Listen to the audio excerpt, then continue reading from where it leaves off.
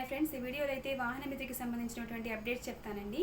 నా ఛానల్ని కొత్తగా చూస్తున్న వాళ్ళు ఉంటే కనుక ప్లీజ్ ఛానల్ సబ్స్క్రైబ్ చేసుకోండి. మీరు నాకు చాలా సపోర్ట్ చేసిన వారు అవుతారు. అయితే మనకి 19 సెప్టెంబర్ 2025 అనేది ఈ కేవైసీకి లాస్ట్ డేట్ అని చెప్పారు కదండి. ఈ డేట్ని మేబీ ఎక్స్టెండ్ చేస్తారండి, ఎందుకంటే మనకి చాలా లెస్ టైం 2-3 డేస్ మాత్రమే ఇచ్చారనమాట. బట్ ఈ టైంని వాళ్ళు ఎక్స్టెండ్ చేస్తారు ఖచ్చితంగా. దగ్గరలో ఈ కేవైసీ ఎక్కడ కంప్లీట్ చేసుకోవాలి అంటేనండి, దగ్గరలో ఉన్నటువంటి సచివాలయానికి వెళ్ళి మీరు ఈ కేవైసీ ప్రాసెస్ అనేది కంప్లీట్ చేసుకోవచ్చండి. మీరు కొత్తగా అప్లికేషన్ పెట్టాల్సినటువంటి అవసరం అయితే లేదండి. పాత అప్లికేషన్స్ ఉన్నాయి కదా, దాని మీదనే వాళ్ళు ఈ ప్రాసెస్ని కంటిన్యూ చేస్తున్నారు.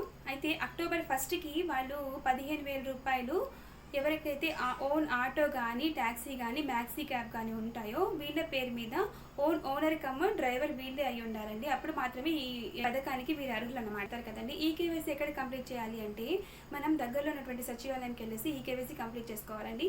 మనం అక్కడ సచివాలయానికి వెళ్తే కనుక వాళ్ళు మన ఫోటో తీసుకొని ఈ కేవైసీ కంప్లీట్ చేస్తారు. లేకపోతే కనుక మనకి ఆధార్ లింక్ అయినటువంటి ఫోన్ నెంబర్ తీసుకెళ్తే కనుక ఆ ఫోన్ నెంబర్ ద్వారా ఓటీపీ ద్వారా అయిన వాళ్ళు మన ఈ కేవైసీ అనేది కంప్లీట్ చేస్తారు. ఆ ఈ కేవైసీ కంప్లీట్ చేస్తేనే మనకి అమౌంట్ అనేది క్రెడిట్ అవుతుందండి, లేకపోతే అమౌంట్ క్రెడిట్ కాదు. ఓకేనా. ఇంకొక విషయం ఏంటంటే మీరు వేరే చోటు ఉన్నారనుకోండి, ఇక్కడ అలాంటి కేసులో కూడా మీరు ఈ కేవైసీ కంప్లీట్ చేసుకోవచ్చండి. ఎలా అంటే మనకి ఫోన్ నెంబర్ ఆధార్కి లింక్ అయినటువంటి ఫోన్ నెంబర్ ఉంటుంది కదా, దాని ద్వారా మనం ఓటీపీ చెప్పేస్తే ఈ కేవైసీ ప్రాసెస్ అనేది కంప్లీట్ అయిపోతుందండి. ఏంటంటే ఈ పథకానికి అర్హులు అనర్హులు అని ఉంటారు కదండి. ఎలిజిబిలిటీ ఉన్న వాళ్ళు ఎవరంటే అండి, వైట్ రేషన్ కార్డ్ హోల్డర్ అయి ఉండాలి, ఓనర్ కమ్ డ్రైవర్ వాళ్ళే అయి ఉండాలి, ఓన్ మ్యాక్సీ క్యాబ్ కానీ ఆటో కానీ లేకపోతే ట్యాక్సీ కానీ ఈ 3 వెహికల్స్లో ఏదో ఒక వెహికల్ మీ పేరు మీద ఉంటే మీరు డ్రైవర్ అయి ఉంటే సరిపోతుందండి. మెట్ట భూమి అయితే 10 ఎకరాల లోపల ఉండాలండి. మాగాణి అయితే కనుక 3 acres లోపల మాత్రమే ఉండాలి. మీకు మొత్తం కలిపి 10 acres లోపల ఉంటే కనుక మీరు ఈ పథకానికి అర్హులు. వైట్ రేషన్ కార్డ్ అయ్యి ఉండాలి. గవర్నమెంట్ పెన్షనీర్ మీరు అయ్యి ఉండకూడదు. మీ ఫ్యామిలీలో ఎవరు కూడా గవర్నమెంట్ పెన్షనీర్ అయ్యి ఉండకూడదండి. అప్పుడు మాత్రమే మీరు ఈ పథకానికి అర్హులు.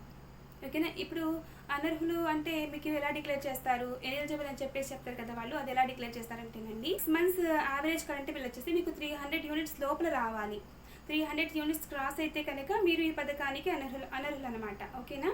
ఇంకొకటి మెయిన్ ఇంపార్టెంట్ విషయం ఏంటంటేనండి, మనం బ్యాంక్ అకౌంట్ ఇస్తాం కదా, అక్కడ చాలా మంది మిస్టేక్ చేసే విషయం ఏంటంటేనండి, మనం ఏది పడితే అది బ్యాంక్ అకౌంట్ ఇవ్వకండి. ఓకేనా. మీకు ఆధార్కి లింక్ అయినటువంటి bank account, NPCI link complete అయినటువంటి బ్యాంక్ అకౌంట్ మాత్రమే ఇవ్వండి.